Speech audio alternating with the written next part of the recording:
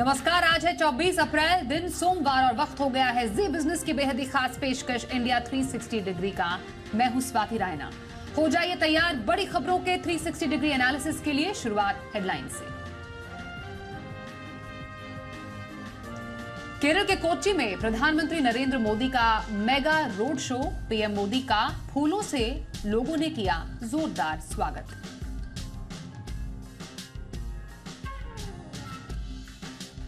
कुश्ती संघ के चुनाव पर लगी रोक। रेसलर्स के धरने के बीच खेल मंत्रालय ने लिया बड़ा फैसला। विरोध कर रहे पहलवानों की मांग, बृजभूषण सिंह के खिलाफ दर्ज हो एफआईआर।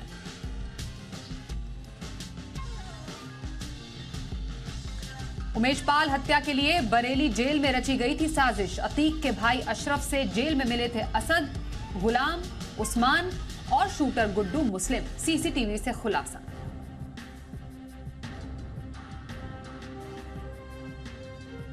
यूपी के सहारनपुर में सीएम योगी के हुंकार, बोले नो कर्फ्यू नो दंगा, सब कुछ चंगा, ना रंगदारी ना फिरौती, यूपी नहीं है किसी की बपौती।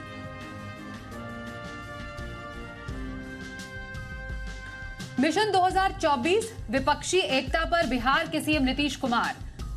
कोलकाता में ममता बनर्जी से मिले तेजस्वी यादव और नीतीश। ममता बोली बीजेपी को 0 पर लाएंगे।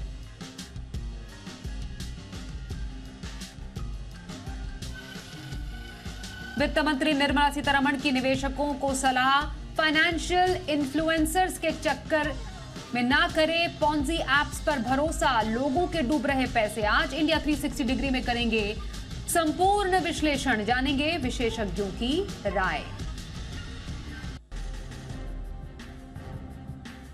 और हफ्ते के पहले दिन मार्केट में छाई रही हरियाली। 400 से ज्यादा अंकों का उछाल।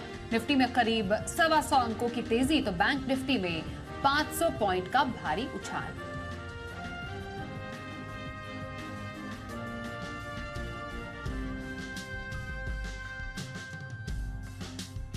और अब वो खबरें फटाफट अंदाज में जो दिन भर रही सुर्खियों में।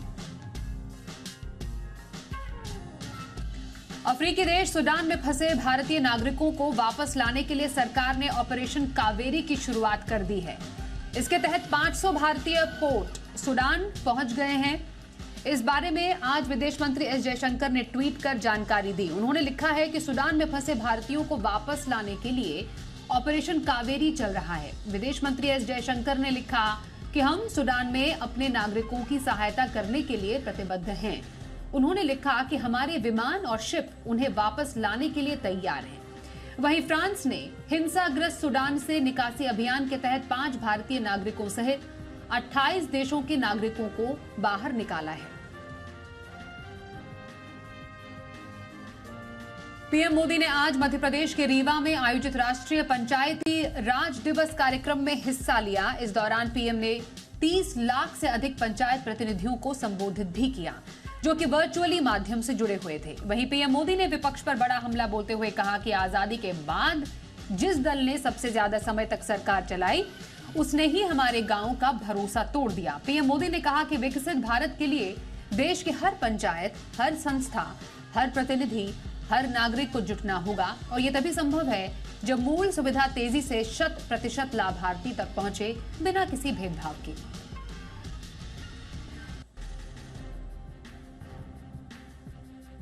मध्य प्रदेश के बाद प्रधानमंत्री नरेंद्र मोदी 2 दिन के दौरे पर केरल पहुंचे हैं।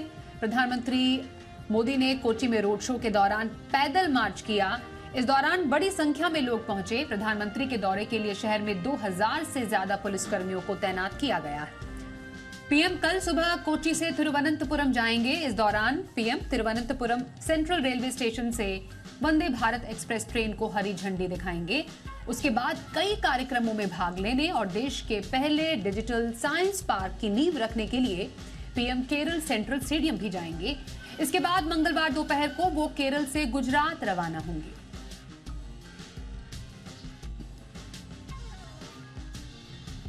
एनसीपी प्रमुख शरद पवार ने महाराष्ट्र में महाविकास अघाड़ी के भविष्य को लेकर बड़ी बात कही है। पवार के मुताबिक महाविकास अघाड़ी के गठबंधन का आगे क्या भविष्य होगा, इस पर कुछ नहीं कहा जा सकता। शरद पवार ने कहा कि वो एमवीए का हिस्सा हैं और काम करने की इच्छा रखते हैं। लेकिन केवल इच्छा ही हमेशा पर्याप्त नहीं होती। उन्होंने कहा कि सीटों के बंटवारे कोई समस्या नहीं है या नहीं, इन सब पर अभी चर्चा हुई नहीं है। उन्होंने कहा कि ऐसे में आज महाराष्ट्र में अघाड़ी है, लेकिन कल का पता नहीं। शरद पवार के बयान के बाद शिवसेना के उद्धव गुट के नेता संजय राउत ने कहा कि अघाड़ी रहेगी और 2024 में वो साथ चुनाव लड़ेंगे।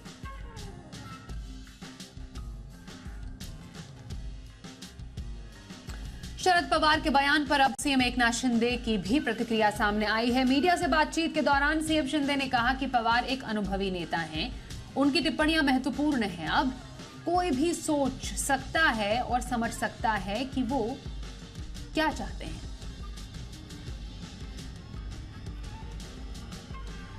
– 2024 लोकसभा चुनाव में विपक्षी एकता को लेकर बिहार के सीएम नीतीश कुमार अपने डिप्टी तेजस्वी के साथ आज कोलकाता पहुंचे।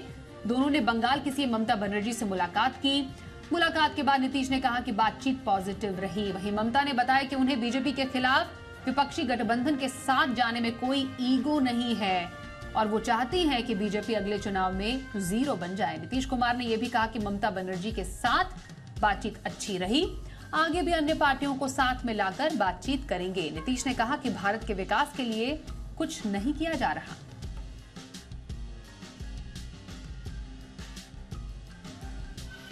कांग्रेस नेता राहुल गांधी को मोदी सरनेम केस में पटना हाईकोर्ट से बड़ी राहत मिली है। हाईकोर्ट ने एमपी एमएलए कोर्ट में चल रही न्यायिक प्रक्रिया पर रोक लगा दी है। साथ ही निचली कोर्ट में पेश होने से छूट भी मिल गई है। मामले में अब अगली सुनवाई 16 मई को होगी। आपको बताएं कि मोदी सरनेम वाले केस में राहुल गांधी को एमपी एमएलए कोर्ट में 25 अप्रैल को पेश होना था। राहुल गांधी के वकील ने इस मामले में तुरंत सुनवाई के लिए गुहार लगाई थी। बीजेपी सांसद सुशील मोदी ने 2019 में पटना की अदालत में शिकायत दर्ज कराई थी।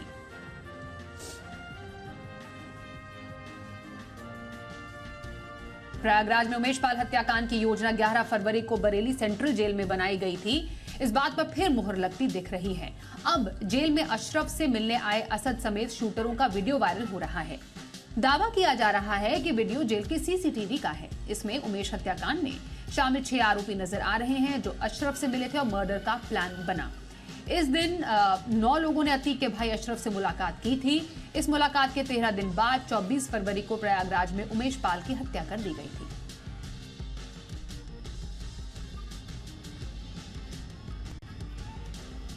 यूपी के सीएम योगी आदित्यनाथ ने आज सहारनपुर में एक जनसभा को संबोधित किया। इस दौरान यूपी ने इस दौरान कहा उन्होंने कि अब माफिया अतीत हो गए हैं।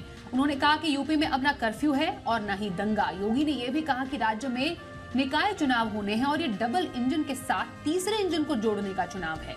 नगर निकाय में महापौर, नगर पालिका अध्यक्ष के साथ पार्षद भी बीजेपी का हो, इसके लिए वोट मांगने आया हूं। यूपी में नगर निकाय चुनाव के लिए 4 मई और 11 मई को वोटिंग होनी है। इससे पहले यूपी बीजेपी ने नया कैंपेन सॉन्ग गुंडे पुकारते हैं अखिलेश आइए लॉन्च किया है। वहीं इस सॉन्ग के वीडियो में अतीक अहमद को भी दिखाया गया है। यूपी बीजेपी के ऑफिशियल ट्विटर हैंडल से इस वीडियो को ट्वीट किया गया। इस सॉन्ग के जरिए समाजवादी पार्टी अध्यक्ष अखिलेश यादव पर निशाना साधा गया। गाने में मुजफ्फरनगर दंगे, महिलाओं के खिलाफ अपराध, मुख्तार, गायत्री प्रजापति का भी जिक्र किया गया है।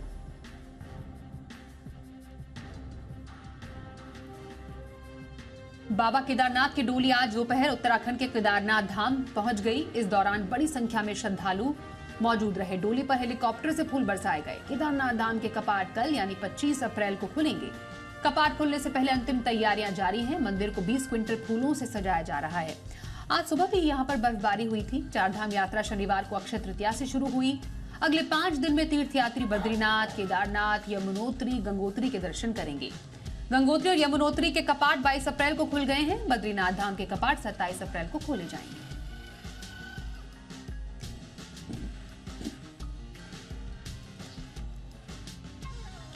और आइए बात करते हैं कवर स्टोरीज की।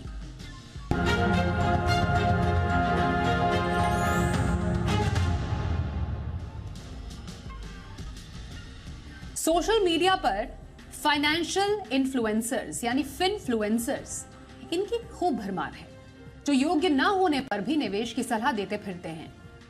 जबकि कुछ इन्फ्लुएंसर्स ऐसे हैं जो अपने फायदे के लिए पॉन्जी एप्स के जरिए निवेशकों के पैसे इन्वेस्ट करवाते हैं। ज्यादातर पॉन्जी एप्स ऐसे एप्स होते हैं जिसमें कम पैसे लगाकर ज्यादा कमाई का झूठा ऑफर दिया जाता है और ऐसी एप्स बनाने वाली कंपनियां इन्फ्लुएंसर्स की मदद से अपने स्कीम्स के बारे में लोगों को सलाह देने के लिए पैसे देती हैं।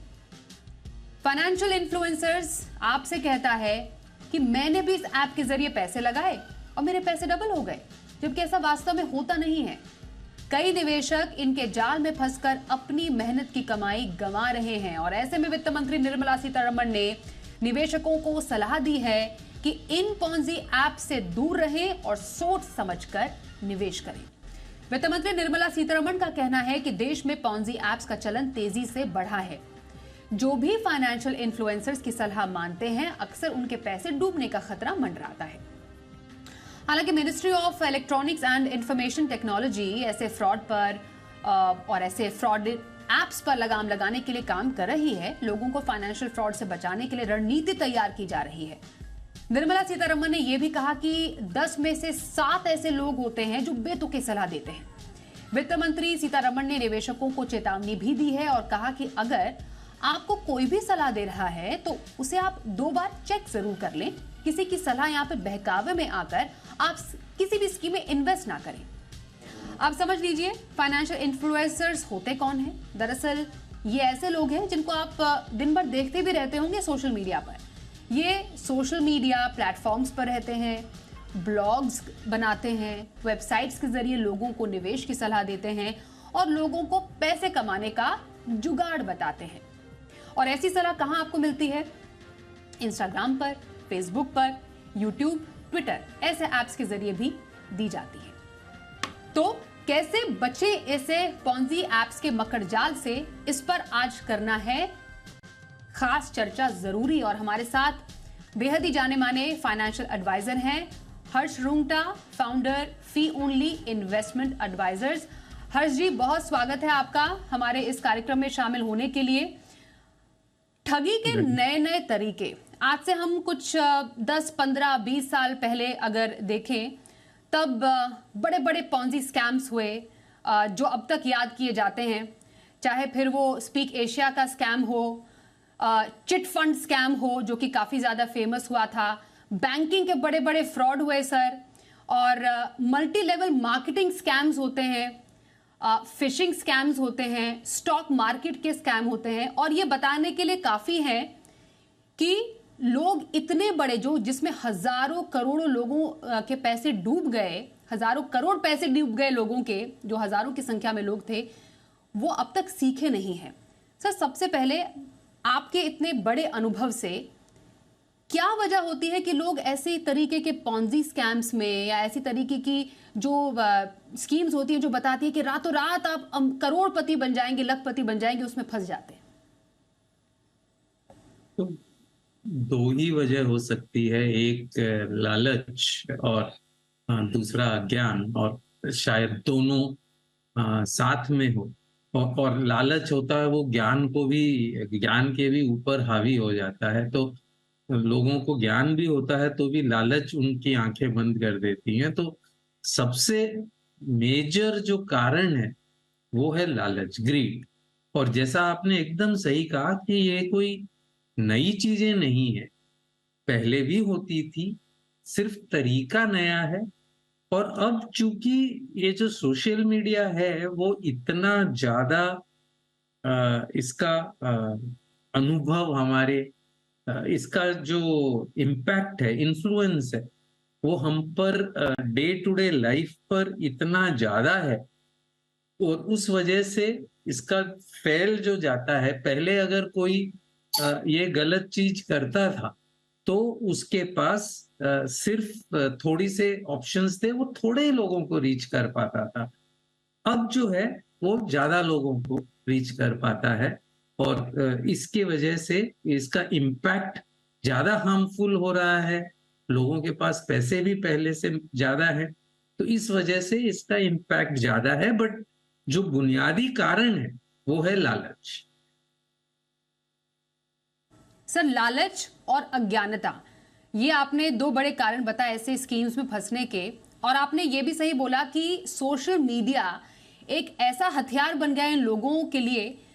सर, कई तो इन्फ्लुएंसर जो होते हैं वो बताते हैं कि वो अपने आप को बहुत बड़ा ज्ञानी बताते हैं और कहते हैं कि मैंने भी इस जगह पर निवेश किया था, इस ऐप को अपनाइए और रातों रात अमीर बन जाइए।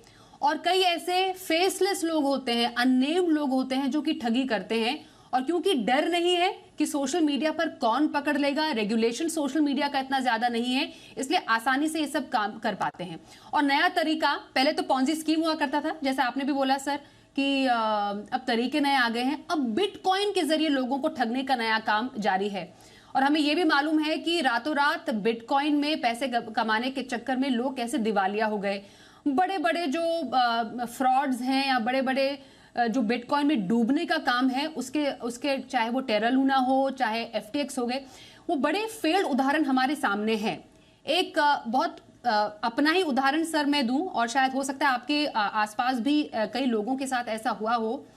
यहां तक कि जो जाने माने फाइनेंशियल एक्सपर्ट्स हैं सर, जो कि सेबी रजिस्टर्ड हैं, जिनके पास डिग्री है फाइनेंशियल प्लानिंग की, सोशल मीडिया पर उनके अकाउंट्स क्लोन करके लोगों से डायरेक्ट चैट में बिटकॉइन में इन्वेस्ट करने के लिए सर कहा जा रहा है। आपकी भी समझ में ये सब चल रहा है, तो कैसे बचा जा सकता है? अगर इतने डीप लेवल तक ये ठगी चल रही है तो इसको रोकना इतना आसान है? यार, आसान तो पहले भी नहीं था, अब और भी ज्यादा मुश्किल है। और कई तरीके के हैं इसमें।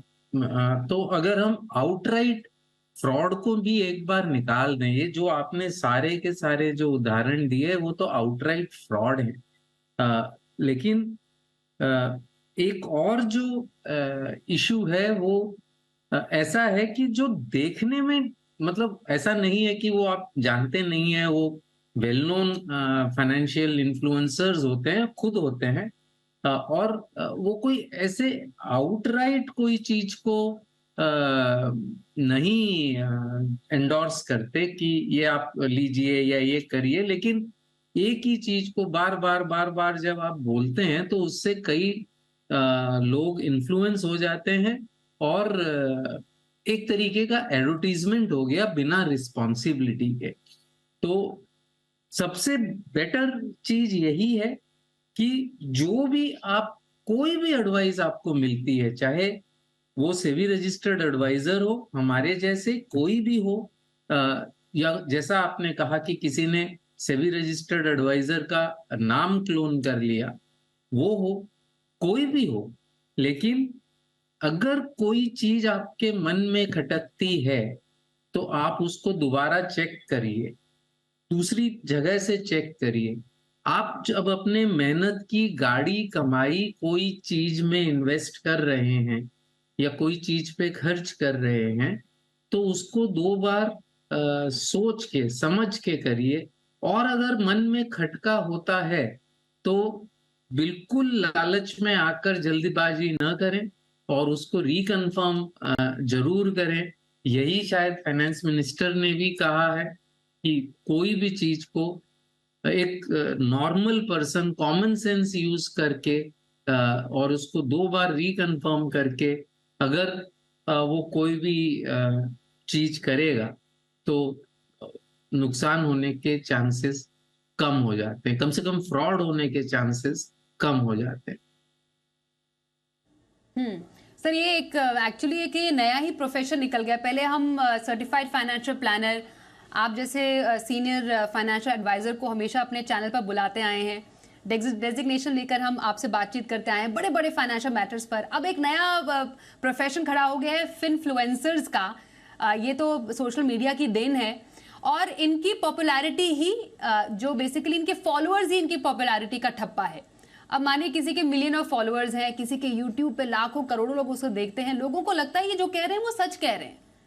अब सेबी कहता है कि हम फाइनेंशियल इन्फ्लुएंसर्स पर नकेल कसने की कोशिश करेंगे। वित्त मंत्री कह रही हैं कि लोग जो हैं, आप जो लोग हैं, जो हमें जनता देख रही है, आप खुद सजग हो जाएं।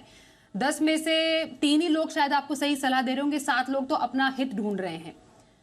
सर, रेगुलेशन किस लेवल पर किया जा सकता है? सबसे पहले एक तो पॉन्जी स्कीम्स हो गई, फिर ये एक पूरा एक बड़ा मकड़जाल है वर्चुअल वर्ल्ड का, जिसमें लोग आनन फानन में रातों रात करोड़पति बनने की सलाह देते हैं।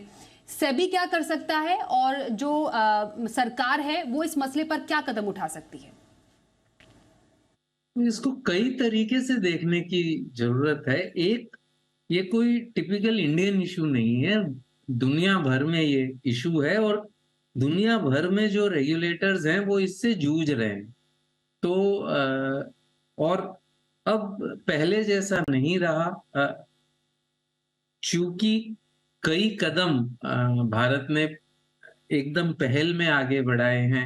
डिजिटाइजेशन में दुनिया में हम सबसे आगे हैं और कई चीजें हमने ऐसी करी हैं, चाहे वो यूपीआई हो, चाहे ये जो हमारा आधार स्टैक है, जैम ट्रिनिटी जिसे कहते हैं, तो चाहे वो हो और जो आगे आ रहे हैं, चाहे अकाउंट एग्रीगेशन हो, जो डिजिटाइजेशन आ रही है, उसके वजह से कई चीजें हम पहली बार जूझ रहे हैं और इसके सॉल्यूशंस भी शायद नए आएंगे।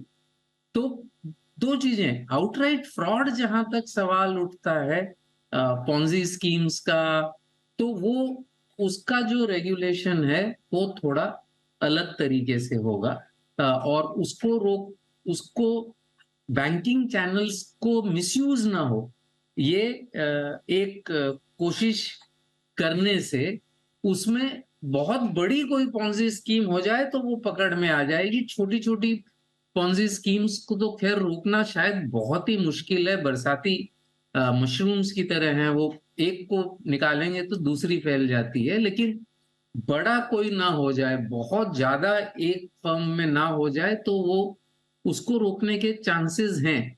इन्फ्लुएंसर्स बहुत डिफिकल्ट इशू है, तो इसमें रेगुलेटर्स क्या करेंगे ये इसका कहना थोड़ा मुश्किल है। क्योंकि खुद वित्त मंत्री ने इस पर कुछ साफ शब्दों में कहा नहीं, खासतौर पर जब फाइनेंशियल इन्फ्लुएंसर्स की बात हुई कि क्या उनको रेगुलेट करने के लिए कोई कदम उठाया जाएगा। हालांकि सेबी कह चुका है ऑलरेडी कि कुछ एक रेगुलेशन इन्फ्लुएंसर्स के लिए लाया जाएगा, क्योंकि सर जो देश है दुनिया के, जिसमें ऑस्ट्रेलिया होगा है, यूके हो गया है, वो ऑलरेडी जो फाइनेंशियल इन्फ्लुएंसर्स हैं जो कि सोशल मीडिया पर इस तरीके के ज्ञान बांटते हैं, एडवर्टाइजिंग करते हैं मोस्टली, उनको क्रैक डाउन करने की कोशिश कर रहा है। सर आपकी नज़र में, आपकी समझ में क्या कोई ऐसी कंट्री है जो कि इसमें कुछ हद तक सफल हुई है? तो जब आप कोई भी इलेजिटिमेट एक्टिविटी को बंद करने की कोशिश करेंगे तो उनपे तो कोई रूल्स अप्लाई नहीं होते, तो उसको बंद करने के चक्कर में जो लेजिटिमेट होते हैं उनके ऊपर काफी नए रूल्स होते हैं, नए रेगुलेशंस होते हैं, और शायद उस समय को देखते हुए शायद वो करना पड़ता है।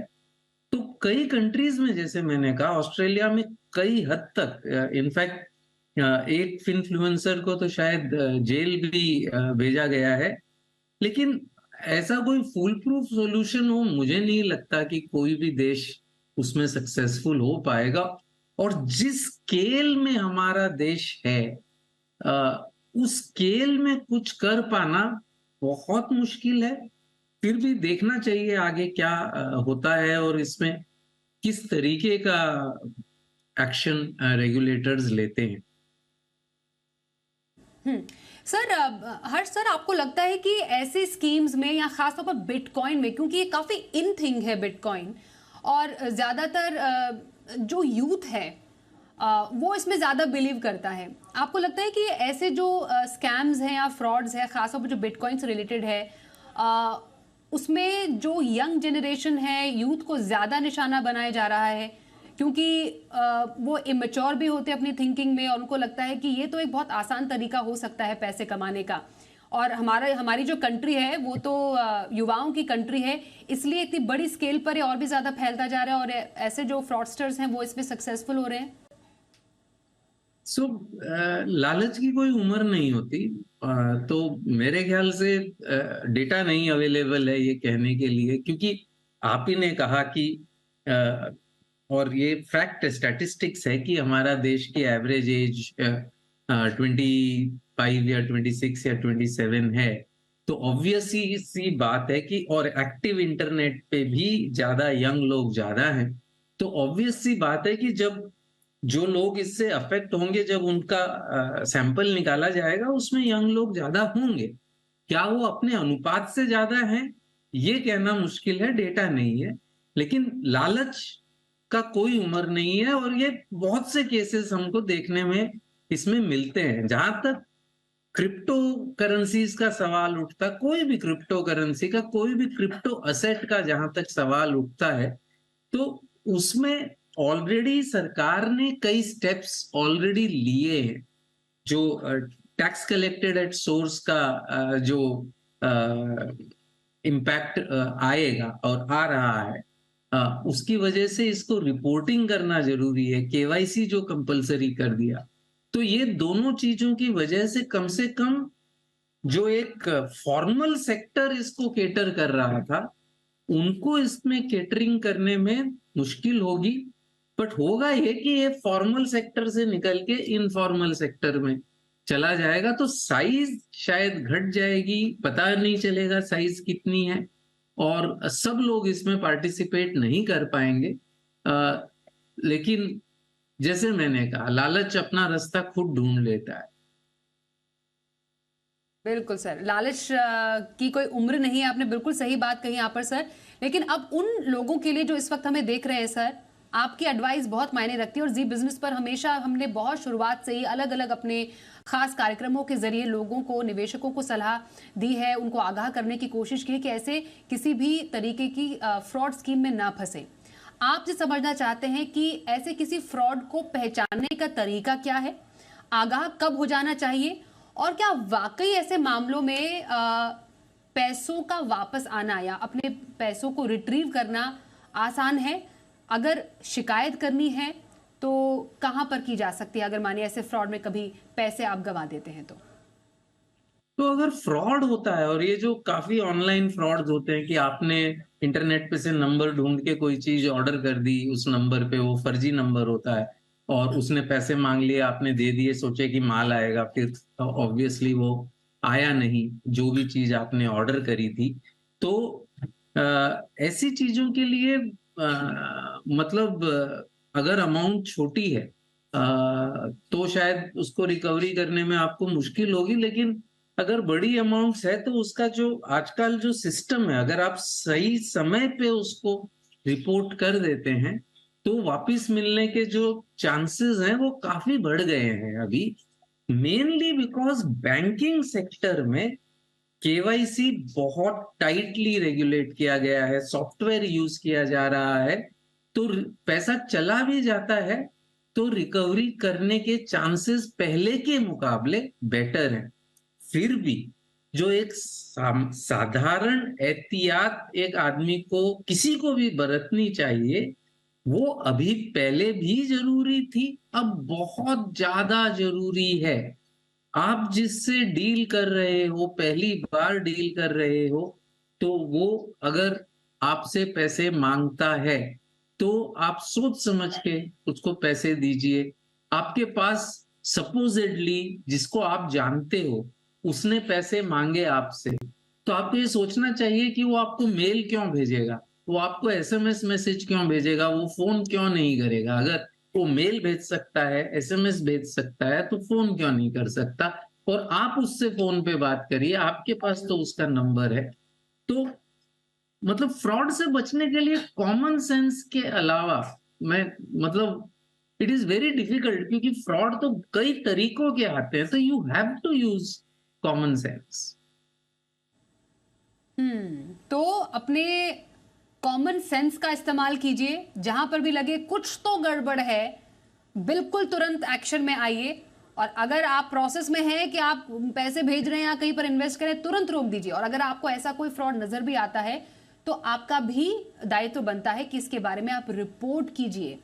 साइबर सेल में कर सकते हैं, जो सोशल मीडिया पर अगर कोई फ्रॉड है पुलिस से कर सकते हैं। तो कम से कम ऐसे लोगों पर नकेल कसने का एक बहुत बढ़िया तरीका ये हो सकता है। और बाकी हर्ष जी हैं जिनसे हमने एडवाइस ली, सलाह ली कि ऐसे फ्रॉड से कैसे बचा जा सकता है। सर, बहुत धन्यवाद करेंगे आपका हमारे साथ इस खास चर्चा में शामिल होने के लिए। आखिर बाल सफेद क्यों हो जाते हैं?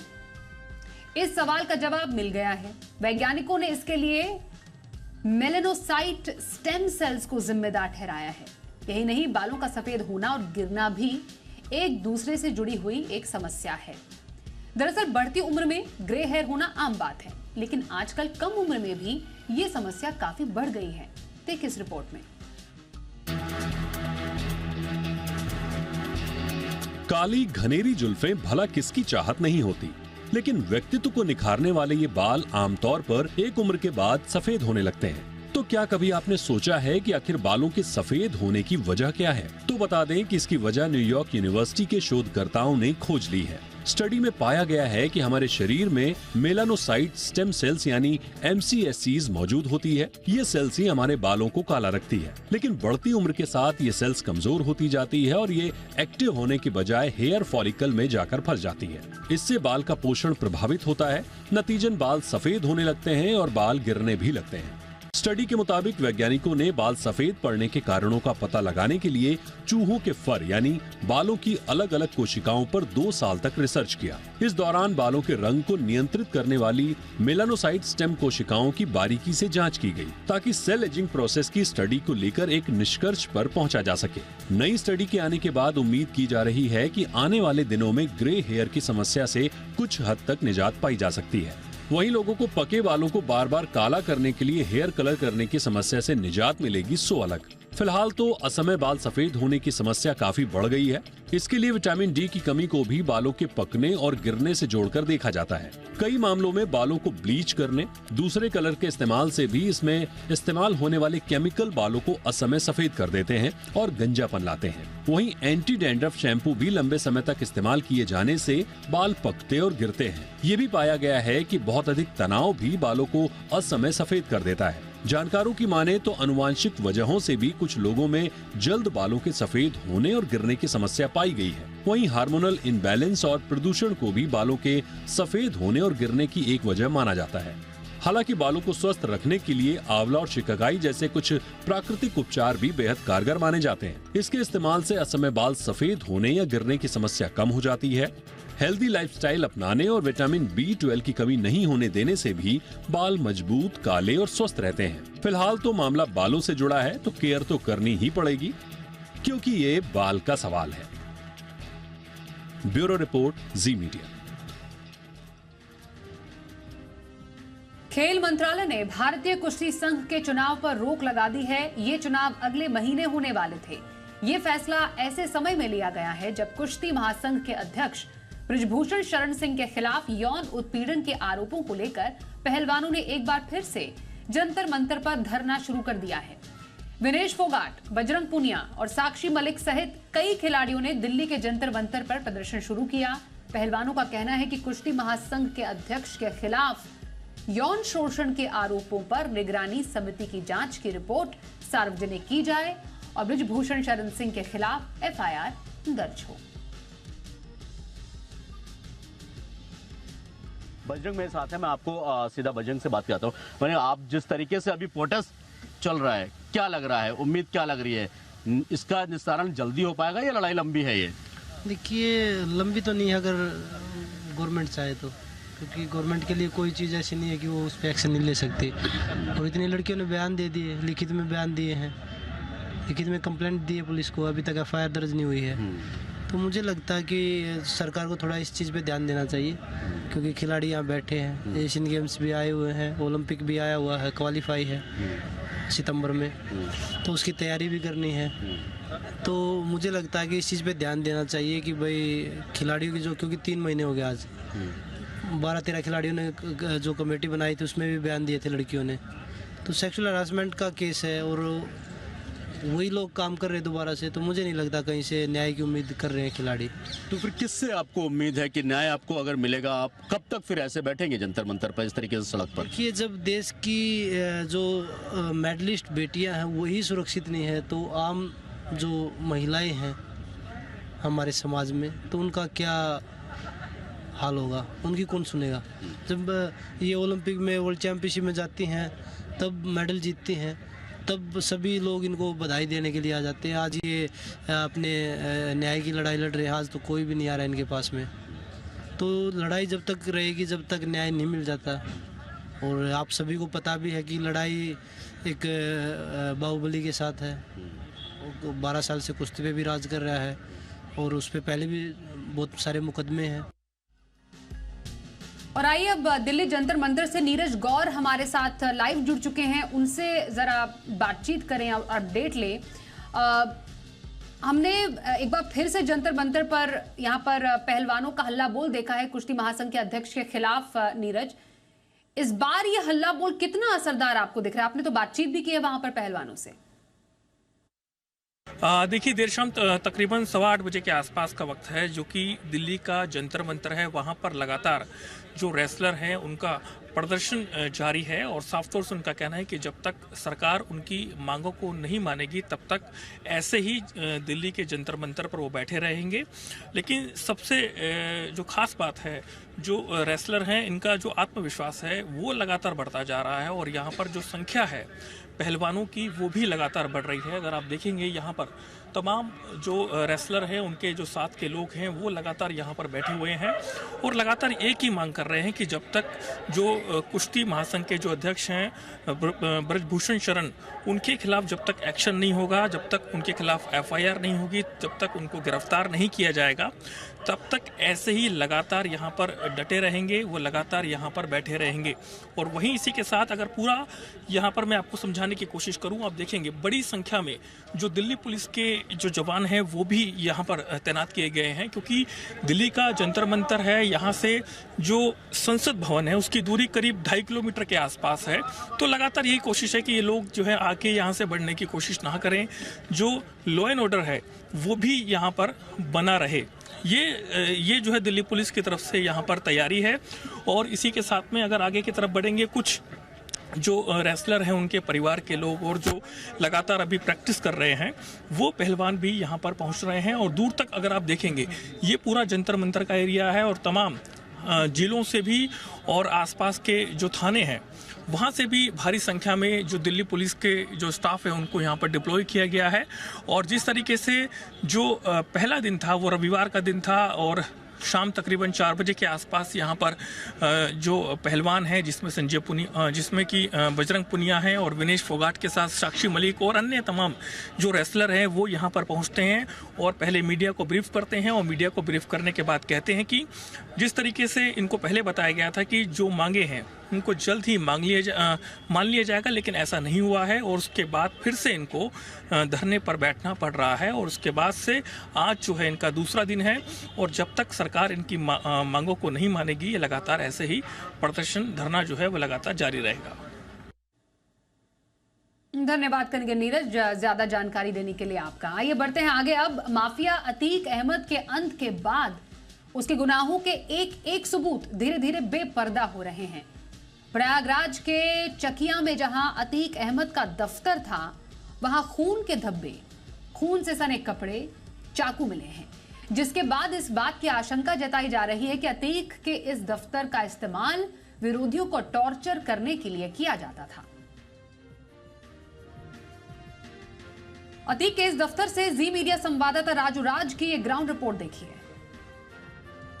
ये अतीक अहमद का दफ्तर है और ये उस दफ्तर का ये किचन का रूम है और यहाँ पर चारों तरफ खून के धब्बों के निशान दिख रहे हैं। हालांकि तस्वीरें विचलित करती है इसलिए बहुत ज़्यादा हम नहीं दिखा सकते। और यहाँ पर सीढ़ियाँ जहाँ पर मैं खड़ा हूँ इसके पास खून के धब्बे के निशान है। आप तस्वीरें देख सकते हैं कि किस तरीके से यहाँ पर, चूंकि ये केस प्रॉपर्टी था और उसके बावजूद यहाँ पर खून के धब्बे, और यहाँ बताया जा रहा था कि अतीक का टॉर्चर रूम होता था। और ये 2 कपड़े आप देख रहे हैं, इन कपड़ों में भी खून के निशान है। ये देखिए, ये जो कपड़े हैं इस पे भी खून के निशान है। तो कहीं ना कहीं जो साजिश रची जा रही थी, जो हत्याएं की जाती थी, उसमें ये घर एक बड़ा अहम सुराग हाथ लग सकता था। लेकिन यूपी पुलिस ने अब तक ना तो इसकी फोरेंसिक जांच कराई और पूरी केस प्रॉपर्टी यूं ही खुला छोड़ दिया। और ये जो दफ्तर है अतीक का, ये खुला ही था। और यही वजह है कि आज यहाँ पर जब मीडिया कर्मी पहुंचे तो यहाँ पर खून के धब्बों के निशान में लाए और उसके बाद यहाँ पुलिस पहुंची है। उमेश पाल हत्याकांड के बाद जेल में बंद माफिया अतीक अहमद को समझ आ गया था कि अब उसके गुनाहों का अंत कभी भी हो सकता है। माफिया को इतना डर लगने लगा था कि उसने अपने कुनबे को बचाने के लिए गुर्गों से लेकर गन तक का इस्तेमाल करना शुरू कर दिया था। चकिया के चप्पे चप्पे पर निगरानी रखने के लिए उसने एक मैप भी तैयार किया था और वो मैप जी मीडिया के हाथ लगा है। 15 अप्रैल 2023 से कुछ दिन पहले ही, यानी अपनी हत्या से कुछ दिन पहले, माफिया डॉन अतीक अहमद को अपने परिवार की सुरक्षा को लेकर डर सताने लगा था। उसे सबसे ज्यादा डर मिसेस डॉन यानी अपनी पत्नी शाइस्ता और बच्चों की जान का डर खाए जा रहा था। इसलिए जब उमेश पाल हत्याकांड के सिलसिले में पुलिस अपनी जांच आगे बढ़ा रही थी तो पुलिस के सामने कई चौंकाने वाले खुलासे हुए। उमेश पाल हत्याकांड के बाद माफिया अतीक अहमद को पता चल चुका था कि उसकी करतूतों का खुलासा होने के बाद उमेश की हत्या को लेकर शक की सुई उसकी तरफ घूमेगी। इसलिए सबसे पहले वो अपने परिवार की सुरक्षा सुनिश्चित करने में जुट गया था। उसने अपने घर पर सीसीटीवी के जरिए कंट्रोल रूम से नजर रखने का भी इंतजाम कर रखा था। यहां तक कि अपने गुर्गों और करीबियों को सुरक्षित रखने के लिए एक मैप तैयार करवाया था। जाहिर है अतीक अपनी जिंदगी के आखिरी दिनों में डर के साए में जीने लगा था। उसे यह बात भी समझ में आ गई थी कि उसके दुश्मन अब उसकी जान के दुश्मन बन चुके हैं, क्योंकि कानून के शिकंजे में फंसने के बाद माफिया बेहद कमजोर हो चुका था। उसने एक मैप के जरिए ब्लूप्रिंट तैयार किया था ताकि उसके परिवार का कोई बाल भी बांका न कर पाए। अतीक की निशानदेही पर ही पुलिस के सामने चौंकाने वाले खुलासे हुए हैं। इस खुलासे के मुताबिक ये मैप कसारी मसारी इलाके से जुड़ा है, जिसमें अतीक के परिवार की सुरक्षा के बंदोबस्त को लेकर प्लान तैयार किया गया था। जी न्यूज को इस नक्शे की मेगा एक्सक्लूसिव कॉपी हाथ लगी है। यह नक्शा 8 सुरक्षा घेरों को ध्यान में रखकर तैयार करवाया गया था। आखिरकार अतीक अहमद की 15 अप्रैल को हत्या हो गई। साथ में उसका भाई अशरफ भी मारा गया और माफिया ब्रदर्स हत्याकांड से पहले बेटा असद भी पुलिस एनकाउंटर में ढेर हो गया था। प्रयागराज से विशाल रघुवंशी के साथ ब्यूरो रिपोर्ट, जी मीडिया। अतीक का अंत हो चुका है, लेकिन उसकी बेगम अब तक फरार है। गिरफ्तारी की कोशिशों के बीच शाइस्ता परवीन पर इनाम की रकम 1 लाख रुपए करने की तैयारी है। वहीं जांच एजेंसी अतीक के करीबियों पर शिकंजा कसने लगी है। Most wanted lady don Shaista पर शिकंजा कसने के लिए पुलिस का एक्शन जारी है। यूपी से लेकर ओडिशा तक सर्च ऑपरेशन चलाया जा रहा है और अब माफिया की बेगम पर इनाम की रकम 50,000 से बढ़ाकर 1 लाख करने की योजना है। शाइस्ता की गिरफ्तारी के लिए लगातार कोशिश की जा रही है। पुलिस की अलग अलग टीमें यूपी समेत देश के कई राज्यों में शाइस्ता की तलाश में है। शाइस्ता परवीन बेहद शातिर अंदाज में पुलिस को चकमा दे रही है, मगर अब उससे जुड़े कई खुलासे हो रहे हैं। अतीक की पत्नी इस बार प्रयागराज में मेयर चुनाव लड़ने की तैयारी कर रही थी, जिसे लेकर पैम्पलेट भी तैयार किए गए थे। शाइस्ता का सियासी सपना साकार नहीं हो पाया, मगर अब अतीक के करीबी ईडी के रडार पर आ गए हैं।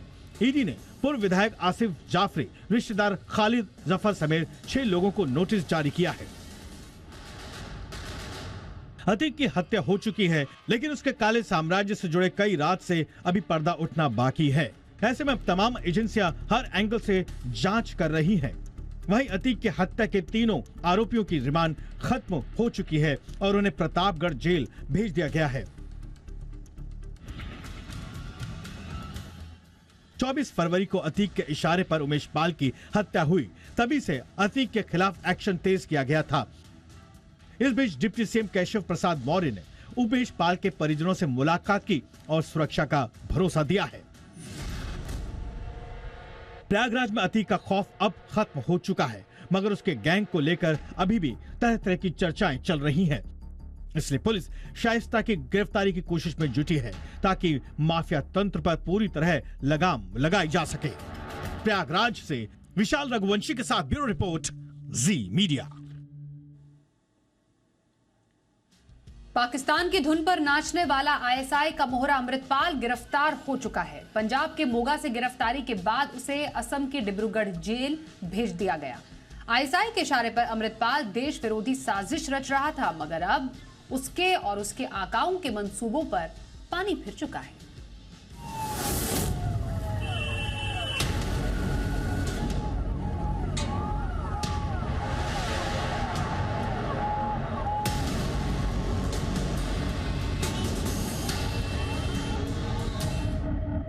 देशद्रोही अमृतपाल पुलिस की गिरफ्त में है। खालिस्तान के नाम पर पंजाब का माहौल खराब करने की साजिश रचने वाला आईएसआई का मोहरा अब कानून के शिकंजे में है। पंजाब पुलिस ने भगोड़े को मोगा के एक गुरुद्वारे से गिरफ्तार किया। अमृतपाल सिंह 36 दिन तक अपनी लोकेशन बदलता रहा। अमृतपाल की देश विरोधी साजिश पहले ही बेनकाब हो चुकी थी, मगर अब आईएसआई की एक और साजिश का खुलासा हुआ है। सूत्रों के मुताबिक आईएसआई के इशारे पर अमृतपाल संसद प्लान बना रहा था। आईएसआई की नजर 2024 में होने वाले लोकसभा चुनाव पर थी। बताया जा रहा है कि आईएसआई ने अमृतपाल से चुनाव में वारिस पंजाब डे से जुड़े ज्यादा से ज्यादा लोगों को चुनाव में लड़ाने के लिए कहा था, ताकि वो संसद पहुंच सके और कमजोर हो चुके सिख फॉर जस्टिस के मुद्दे को ढाल दी जा सके। अमृतपाल की गिरफ्तारी खालिस्तान समर्थकों के लिए ही नहीं, बल्कि पाकिस्तान में बैठे उसके आकाओं के लिए भी बड़ा झटका है। खास तौर पर तब जबकि पूरी ताकत लगाने के बाद भी आईएसआई अपने मोहरे को बचाने में नाकाम रही। खालिस्तान समर्थक अमृतपाल सिंह की गिरफ्तारी पाकिस्तान में बैठे हुए आतंक के आकाओं के लिए एक बड़ा झटका है। पाकिस्तान की भारत विरोधी साजिश का खेल पहले भी फेल होता रहा है और अब अमृतपाल वाली चाल भी नाकाम हो चुकी है। अमृतपाल ने भागने और बचने की पूरी कोशिश की, लेकिन उसकी तमाम कोशिशों पर अब पानी फिर चुका है। गिरफ्तारी के बाद अब भगोड़े और उसके आकाओं के कई राज खुलने की उम्मीद है। खालिस्तानी एजेंडा चलाकर आईएसआई की धुन पर नाचने वाला अमृतपाल अब सलाखों के पीछे है।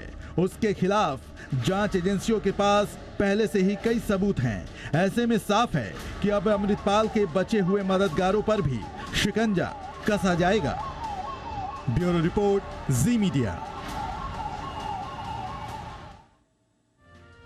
अब आज के शेयर बाजार का हाल आपको बताएं। कारोबारी हफ्ते के पहले दिन बाजार में हैप्पी वाला मूड माहौल देखने को मिला। सेंसेक्स 400 से ज्यादा अंक उछलकर 60,000 के पार बंद होने में रहा कामयाब। निफ्टी 119 अंकों की तेजी के साथ 17,743 के लेवल पर हुआ बंद। निफ्टी बैंक 518 अंक चढ़कर 42,636 के लेवल पर आज हुआ बंद। सबसे ज्यादा एक्शन बाजार में कहां पर दिखा, आज समझते हैं हमारे सहयोगी आशीष चतुर्वेदी से। देखिए, हफ्ते के पहले कारोबारी दिन बाजार में अगर आप देखें तो अच्छी शुरुआत हुई। हालांकि दिन के दौरान आप देखें तो निफ्टी ने अपने गेंस को गिव अप किया, लेकिन आखिरी 1-1.5 घंटे में बाइंग भी आपको देखने को मिली। और ये सब जो मोमेंटम है तेजी वाला, इसके लिए देखने को मिला क्योंकि दो दिग्गज कंपनी रिलायंस और आईसीआईसीआई बैंक जिसके नतीजे थे इंडेक्स की कंपनियां थी, तो इसका असर आपको स्वाभाविक तौर पर देखने को मिला। निफ्टी में अगर आप देखें तो 125 अंकों की तेजी के साथ क्लोजिंग देखने को मिली। निफ्टी बैंक दिन के दौरान जो है 500 से ज्यादा अंकों की रही। आउट परफॉर्मेंस पूरे दिन अगर आप देखें तो निफ्टी बैंक की तरफ से आपको ज्यादा देखने को मिला। निफ्टी के स्टॉक्स बढ़ने वाले की बात की जाए तो एचडीएफसी लाइफ को देखिए 6.5% की बड़ी तेजी यहाँ पर देखने को मिली, क्योंकि एक स्टेक सेल का जो ओवरहैंग था जो मर्जर के चलते वो अब खत्म होता हुआ नजर आ रहा है। टाटा कंज्यूमर में भी बड़ी तेजी रही। विप्रो, टाइटन, ये कुछ ऐसे स्टॉक है जहाँ पर आपको तेजी देखने को मिली। वहीं अगर आप निफ्टी के गिरने वाले स्टॉक्स की बात की जाए तो नतीजों के बाद इंडसइंड बैंक, सिप्ला, डॉक्टर रेड्डी, सन फार्मा, इनफैक्ट पूरा फार्मा पैक अगर आप देखें तो दिन के दौरान गिरावट के साथ ही कारोबार करता रहा। लेकिन एक स्पेस ऐसी है जहां पर जोरदार रफ्तार और तेजी आपको देखने को मिली, वो है पूरा का पूरा रेलवे स्पेस। और इस रेलवे स्पेस में अगर आप देखें तो आरवीएनएल 13% का बड़ा इजाफा आपको देखने को मिला। रेलटेल 7%, इरकॉन, आईआरएफसी जैसे जो स्टॉक्स हैं यहाँ पर आपको दिन के दौरान बड़ी तेजी देखने को मिली। इसके अलावा अगर आप देखें तो ब्रॉडर मार्केट्स में बैंक ऑफ महाराष्ट्र अच्छे नतीजों के दम पर 9% की बड़ी तेजी, Punjab and Sindh bank, Vadilal industries, Aegis logistics, ये भी कुछ ऐसे स्टॉक्स रहे जहां पर आपको तेजी देखने को मिली। लेकिन गिरने वालों में अगर आप देखें तो डीसीएम श्रीराम, जेबी केमिकल्स, फिनोलेक्स इंडस्ट्रीज और केपीआर मिल्क करीब 4% की गिरावट के साथ बंद हुआ। बैंक ऑफ महाराष्ट्र ने जनवरी मार्च तिमाही में शानदार नतीजे पेश किए हैं। इस दौरान बैंक का मुनाफा डबल से भी ज्यादा बढ़ा है। सालाना आधार पर बैंक का मुनाफा 355 करोड़ रुपए से बढ़कर 840 करोड़ रुपए रहा। इस दौरान बैंक के ग्रॉस एनपीए में गिरावट दिखी है। बैंक ऑफ महाराष्ट्र ने निवेशकों को ₹1.30 प्रति शेयर डिविडेंड देने का भी ऐलान किया है। बैंक के कुछ पैरामीटर्स हैं जो बहुत ही अच्छे हैं, जैसे कि टोटल बिजनेस है 4.09 लाख करोड़ क्रॉस हो गया है। टोटल जो नफ़ा है, नेट प्रॉफिट हम बोलते हैं, लगभग 2602 करोड़ है।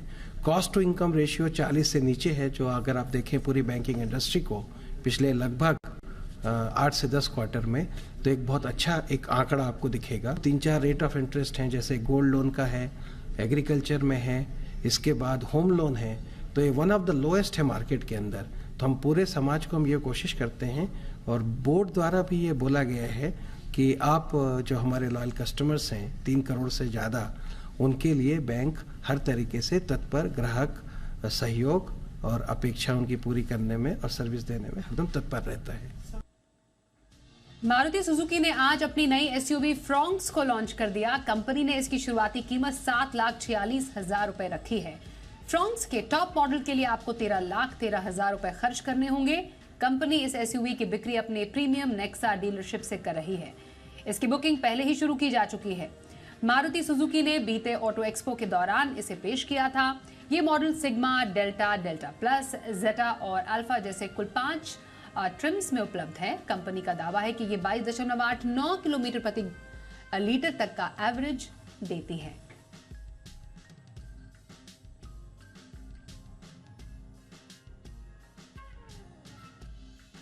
आईटीबीपी महिला कमांडो की टीम को काबुल दूतावास में तैनात किया जाएगा और सभी कमांडो को खास ट्रेनिंग दी जा रही है। देखिए,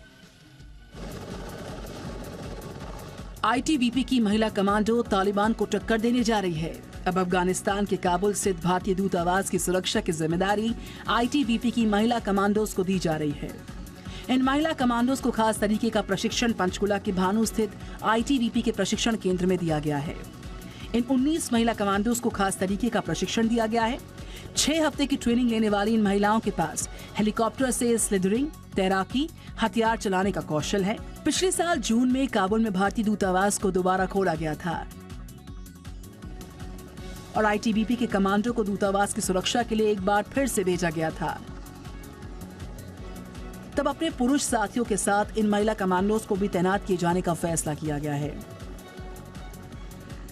बीटीसी के आईजी ईश्वर सिंह दुहन ने बताया है कि महिला कमांडो हर तरह की परिस्थितियों में ड्यूटी करने के लिए सक्षम हैं। कल बाबा केदार के कपाट खुल जाएंगे, जिस कारण यहां पर हजारों की तादाद में श्रद्धालु पहुंचे हैं। केदारनाथ धाम में लगातार हो रही बर्फबारी ने श्रद्धालुओं के लिए थोड़ी मुश्किल जरूर खड़ी कर दी है। पहाड़ों में हर पल मौसम बदल रहा है। कभी धूप, कभी बारिश और कभी बर्फबारी ने एक बार फिर लोगों को ठंड का एहसास कराया है। बर्फबारी के बाद उत्तराखंड में बद्रीनाथ, केदारनाथ की पहाड़ियां चांदी सी चमकने लगी हैं। कल बाबा केदार के कपाट खुल जाएंगे, जिस वजह से यहां हजारों श्रद्धालु पहुंचे हैं और केदारनाथ धाम में लगातार हो रही बर्फबारी ने श्रद्धालुओं के लिए थोड़ी मुश्किल खड़ी कर दी है। प्रशासन ने बारिश और बर्फबारी को ध्यान में रखते हुए एडवाइजरी जारी करते हुए कहा कि केदारनाथ धाम जाने वाले सभी श्रद्धालुओं से अपील है कि वो केदारनाथ धाम जाने से पहले मौसम का हाल जान लें और अपने साथ में पर्याप्त सामान और गर्म कपड़े लेकर जाएं। बता दें कि 22 अप्रैल से गंगोत्री और यमुनोत्री धाम के कपाट खुलने के बाद 4 धाम यात्रा शुरू हो चुकी है। केदारनाथ धाम के कपाट 25 अप्रैल को खुलेंगे, जबकि बद्रीनाथ के कपाट 27 अप्रैल को खुलेंगे। इंडिया 360 डिग्री में बस इतना ही।